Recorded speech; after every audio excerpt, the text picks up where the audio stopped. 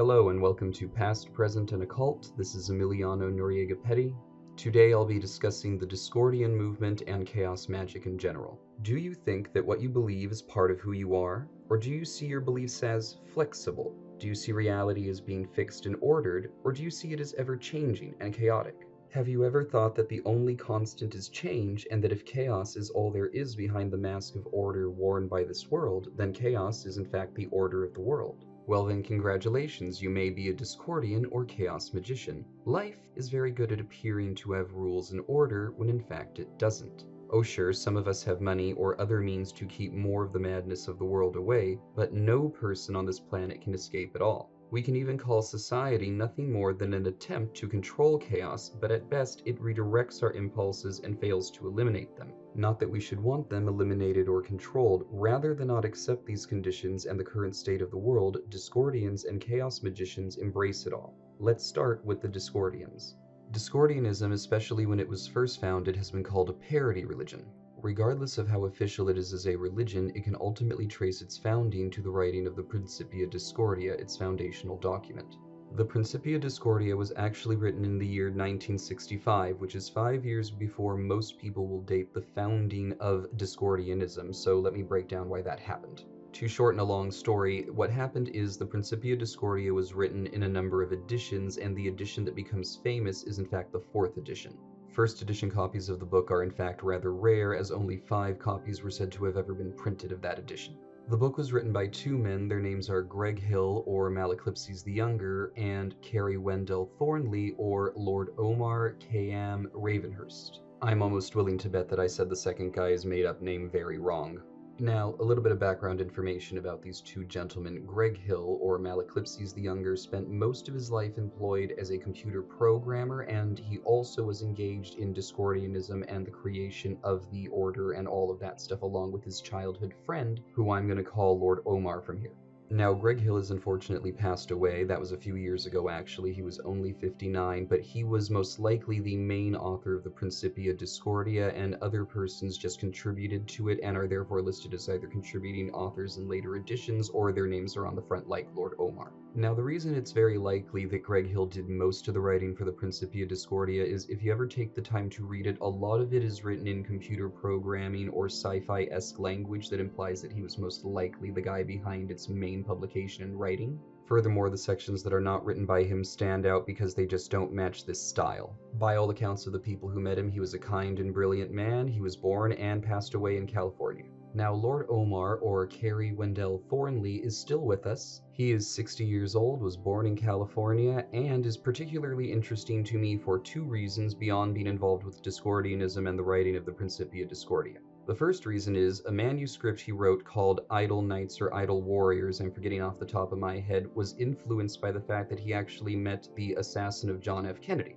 The next thing that I find interesting, since I live in Whittier, California, is that he went to Cal High School in Whittier, California, and that's particularly interesting because it kind of shows that it's always been the slightly different and more artistic school, and he was particularly involved in his early life, and he made most of his money from publication, specifically countercultural publication, which is to say underground magazines and newspapers. Now, this is just my opinion, but Lord Omar's interest in counterculture could have come from his service in the military, which, like my father's, might have jaded him towards government and the way things are done in this country. Now that you know a little bit about the people who wrote the Principia Discordia, what's actually in the book? Well, a lot, and also not too much. At the end of the day, they're just trying to make one point, and they're trying to make sure that you don't miss it.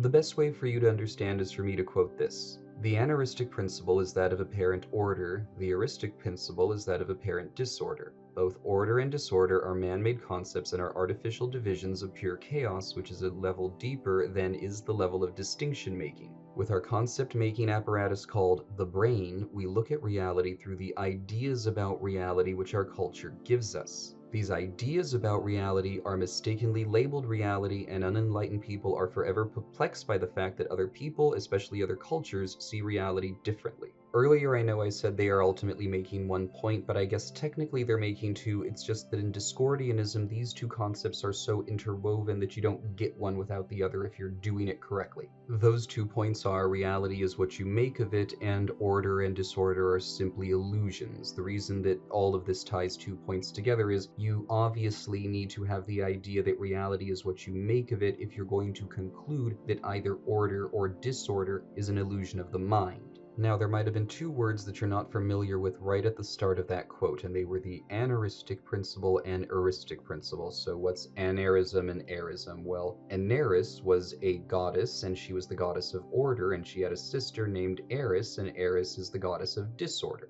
The mythology found within Principia Discordia takes us back to the Judgment of Paris. Now, if you're not familiar with the Judgment of Paris, let me explain that. It's not what happened in the city of Paris. Paris is originally the name of a man. So what exactly is the Judgment of Paris, and what do Discordians think of it? Long ago, Zeus held a banquet at the top of Olympus to celebrate the marriage of Peleus and Thetis, the future parents of Achilles. When he was making the guest list, he specifically did not invite Eris because he thought, well, the goddess of discord is probably not going to be great fun at parties, but this causes what Discordians call the original snub. Now, this episode actually does come from the original mythology, so it's interesting what they do with it because they're taking an original myth and then just twisting it very slightly. In retaliation for not being invited, Eris goes to the Garden of Hesperides and picks one of the golden apples. After she does that, she writes Callisti upon it in Greek, and what Callisti means is to the fairest, and all she does after that is she tosses the apple into the banquet area. It is then claimed by 3 goddesses, Hera, Athena, and Aphrodite. They each, of course, think that they are the fairest. Because each one of them thinks that they are the one the apple belongs to, they ask Zeus to judge which one of them is the fairest, and in a move that honestly only this god can pull off from all of the mythology I've read, he decides to pluck Paris, of all people on the earth, up, and he's gonna be the guy who'll judge their case. Now, I shouldn't have said plucked up because he actually doesn't pick him up and bring him to Mount Olympus. I just mean that he picks Paris. But you might be wondering, why did he pick Paris? I mean, there's plenty of other heroes. Was it just the author's choice, or is there any justification given? Well, in some versions of the story, Zeus does justify his choice, and he says, oh, well, recently Paris did an amazing job fairly judging in a contest between Ares in the form of a bull and Paris's own prized bull, and therefore the Prince Shepherd was so obviously the right guy. I do want to point that out one more time before I move on. He was a shepherd prince, which is a very interesting combination given that that's going to show up again way later in Christianity. Just throwing that out there is something to focus on if you want to. So, in order to actually orchestrate the Judgment of Paris, because mortals can't come to Olympus, they have to somehow bump into Paris, and Hermes makes that happen. They go to Mount Ida, Hermes leads the 3 goddesses there, and he goes, ladies, you know what you're going to be doing? You're going to be bathing, that's what you're going to be doing, and I'm going to make Paris come here. And the 3 goddesses apparently, without any question, go, sure thing, Hermes, we'll undress and we'll immediately start bathing so that this man can judge us. So, Paris ultimately finds the goddesses bathing, they explain the situation to him, and they basically decide to bribe him to ensure that they can win. And here are the bribes because they play into the real problem at the end of the story. Hera, being the wife of Zeus and the queen of the gods, offers him dominion over all of Europe and Asia, which at the time is all of the known world, basically. Athena instead offers to give him wisdom and skill in war. I want you to notice that these 2 goddesses have sort of promised him the same thing, it's just that Hera's willing to give it to him without work, and Athena's saying, I'll give you the ability to win it in war. Now, for a man like Paris, those are actually 2 pretty solid offerings, but he decides not to go with either of them, and he instead goes with what Aphrodite says she'll give him. Now, you must be wondering, what was the deal that she offered him? Well, it's Aphrodite, and she's the goddess of love! And what would be more fitting for the goddess of love to offer than the hand of the most beautiful woman in the world in marriage and her legitimate love back? Now, in my favorite versions of the story, that's all she says. She never specifies who the woman is, she just says she'll be the most beautiful one in the world. Now, you might be thinking, oh my god, he chose the shallowest option that gave him the least benefit, but I do want to point out that according to the understanding of religion back at this time, beauty was a gift of the gods and a sign of their favor. So being beautiful didn't just mean people enjoyed your company like they do now, it was supposed to mean that the gods actually preferred you in a particular way, and they wanted to show that by making you so pleasant to be around. so it's only slightly less shallow if I point that out, and there you go. Anyhow, of all the women she can pick, or because it's a goddess and she didn't have to specify, she picks Helen of Troy. Now, the problem with Helen of Troy is that she's already married. This, of course, leads to something we've probably all heard of, which is the Trojan Wars, where many people die, and it is all ultimately because, at least according to this mythological history, three goddesses decide to ruin a man's life. Or, since it's very easy to blame the women in any story, because Zeus couldn't handle the fact that one of his party guests would not be the best one to bring. At the end of the day, it seems that had they known who had done this, they probably would have had the chance to ignore it, but the fact that Eris wasn't present and simply throws in the apple and lets them bicker shows that not only is she the goddess of chaos and therefore the perfect goddess for Discordianism, but that perhaps the ultimate fault lies in the original snub, as the Discordians call it. Remember, they don't focus on Paris's judgment, they focus on Zeus's snub of Eris. If you would like, I've linked a copy of the Principia Discordia below, but that's pretty much what it says in terms of its mythology and its general philosophy. There are a few more fun things in there, but I'll leave them for you to figure out. Let me just say these final things on Discordianism before moving on to Chaos Magick.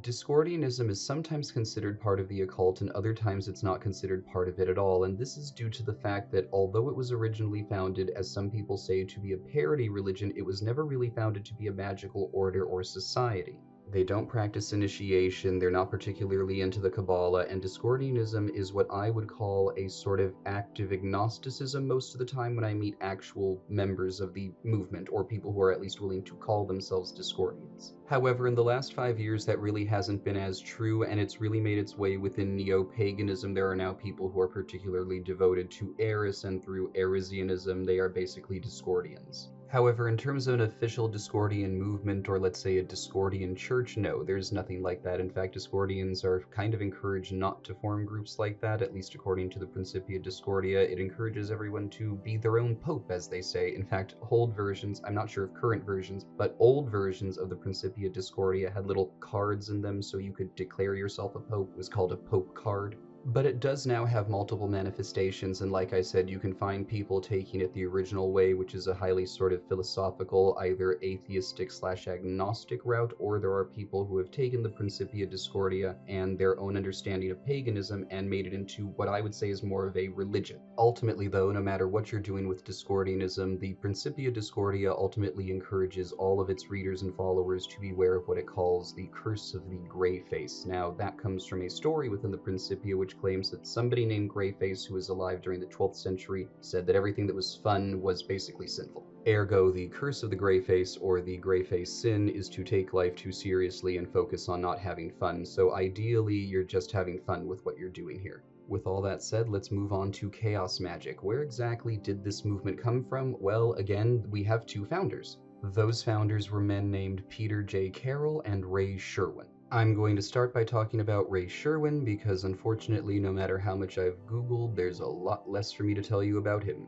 He was born in Yorkshire, is 72 years old, has continued to be an accomplished writer, but did not actually help write Liber Null and Psychonaut. That was all done by Peter J. Carroll, so most of his work was helping keep the order alive in the beginning. This is not to diminish the work that he did, I just want to point out that if you're wondering who wrote the two foundational documents of what's considered the Chaos Magick movement, it's Carroll and not Ray. I do wish I could have found more information about Ray for you guys, but unfortunately even the official website of the Illuminates of Thanateros doesn't give me anything else than what I've shared with you here. I'll give you the links in case you want to do some more digging on him on your own, but at this point I'm going to switch over to Peter J. Carroll. Sorry, Ray. Peter James Carroll was born in 1953 within southern England. We're not exactly sure where.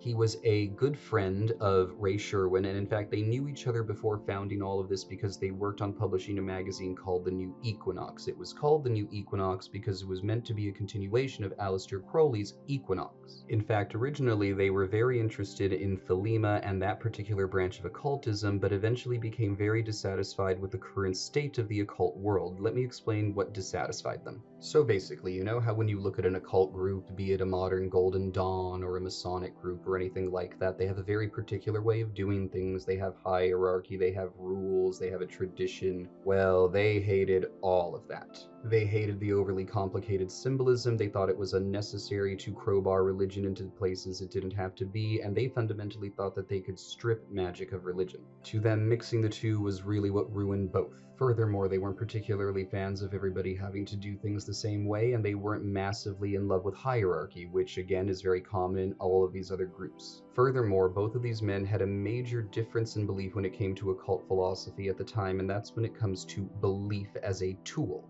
All modern magical systems claim that belief is powerful, but chaos magic aligned organizations and individuals will claim that belief is malleable and is a tool in the same way that anything else is a tool. One of the primary skills that a person needs to develop in order to practice chaos magic is the ability to use belief in the same way that one would use various articles of clothing depending on the weather. In short, you would simply shift through belief systems as they became necessary or unnecessary during various rituals or times of your life. If you're wondering why they're bothering to do this, well, it goes back to the idea that the mind and the belief system within the mind is what is shaping and creating reality, since no matter what you're sensing or feeling, it's all getting processed through your mind. So they go with the simple understanding here, which is that if you can change your mind, you'll change the world that the mind inhabits and creates. If you're wondering how they suggest to develop this particular skill, well, they extend the idea a little bit further, not just that you should change your particular, let's say, religious beliefs, but that you should be able to change your entire worldview, and they call that paradigm shifting. If you want to practice doing this and happen to have a copy of Liber Null and Psychonaut, go to page 62, and it has a dice system that allows you to assign a 6-sided dice to various religious beliefs. You roll the dice, and whatever it rolls on, that's what you believe for a certain period of time. A week to a month is about the average amount of time to practice this, so you can make your own decision about how exactly long you want to do it if you want to go on this route. The practice that I've just shared with you comes from a book called Liber Null and Psychonaut, and it's very much the book that you need to read if you want to become part of this particular magical tradition. It breaks down the philosophy of the entire system, and although it's rather long, there's one part that I want to cover before I finish discussing it, and that's its section on sigil magic, and the reason that it happens to focus on that heavily is because chaos magic, at least the modern interpretation of it, is heavily influenced by the work of an occultist named Osman Spar. Some people try to make a very large deal of the fact that Austin was for a time a student of Aleister Crowley, but he was really not that particularly focused on being a Thelemite. In fact, Spar was much more committed to his own artistic legacy and creating his own particular magical system. Also, unlike Crowley, Spar was in fact an incredibly accomplished artist. He was the youngest person at the time to ever have his work exhibited in the English Summer Exhibition. His works were highly either religious, sexual, or monstrous in theme. Moving on to his magical thoughts, Spar particularly made use of sigil magic. Now, what's that if you don't know? Sigil magic takes a concept, a word, a phrase, or anything like that and converts it into a pictogram.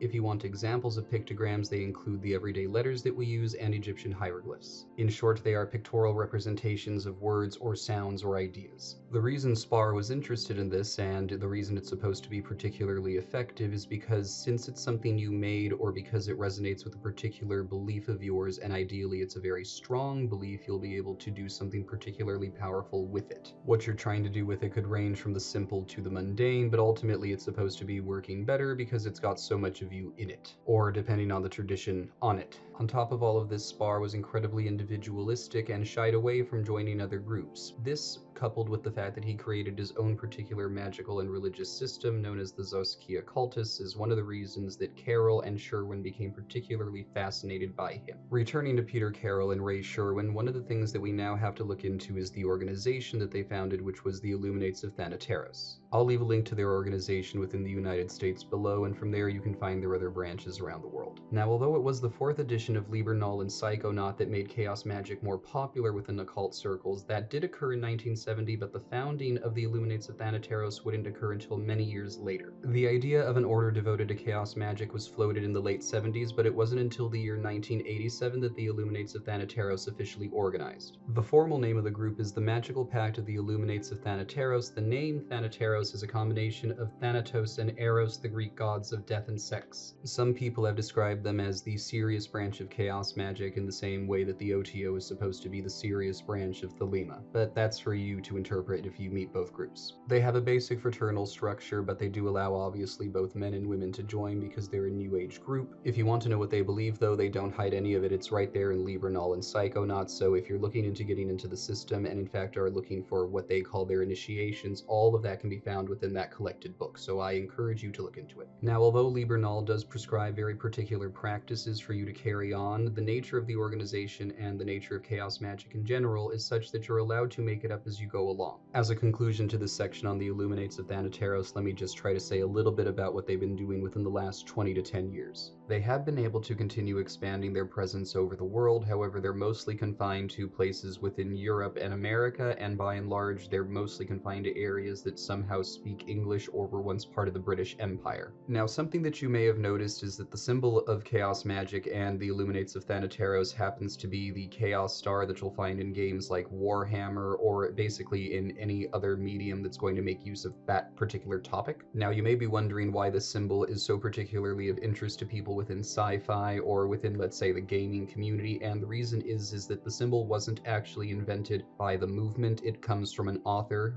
Let me just read you this little something from their website. So they say, the Chaos Star, like its three-dimensional sibling, the Chaos Sphere, is the most widely recognized symbol of Chaos Magick. Although sometimes conflated with other symbols of eightfold symmetry, such as the Star of Ishtar and Icelandic Galdrastafr, the Chaos Star itself is a work of fiction. Inspired by the Chaos Rose, author Michael Moorcock designed the Chaos symbol, as he called it, in the 1960s to represent the metaphysical forces of chaos in his fantastic stories about Elric of Melniboné. Since then, borrowing from Moorcock, the symbol of chaos has been found in books, games, album art, and more. As the symbol of Chaos Magick, the Chaos Star has been employed as the official insignia of the OIT for several decades. In Liber Pactionis, it is written, the minimum furnishing of a temple whenever convened in an open or closed space is the 8-rayed Star of Chaos prominently displayed. After that, they go on to basically say that it can take any form so long as it's noticeable, and they bother to point out that their ring is silver. After that, the final thing of note on the symbol is that recently the Star of Chaos has been appropriated by the Eurasianist movement and some of its affiliated organizations. The IoT North American section wishes to make it clear that we are unequivocally not associated with any kind of fascist, nationalist, or jingoist movement. Chaos Magick represents a system of profound creativity and liberation and is contrary to any ethno-political agenda. Well, that's what they have to say about themselves and their symbol. Finally, if you're looking to join them, it's very simple. I've included the link to their membership form below. You fill it out and then you see if they get back to you and go from there. That does it for this week's episode. Thank you so very much for watching. As always, if you have any questions or comments, leave them down below. Also, if you have any suggestions for topics, go ahead and leave them down below as well. If you would like to see me talk in person, I have 2 lectures coming up next month. They are currently scheduled for the 13th and 24th of September. I'll let you know the exact locations and times once we iron out the topics this week. If you would like to book me for a lecture, workshop, retreat, or spiritual counseling, you can do so at www.enplectures.com. With all of that said, I want to take the time again to thank you for watching and tell you that next week's episode will be on Freemasonry, because I realize, although I've told you that I am one, I haven't really told you that much about it, so I'll do what I can. I hope to be able to provide a unique perspective because I was made a Freemason in Pennsylvania, but am an active Freemason in California, so until then, be safe. This has been Past, Present, and Occult with Emiliano Noriega Petty.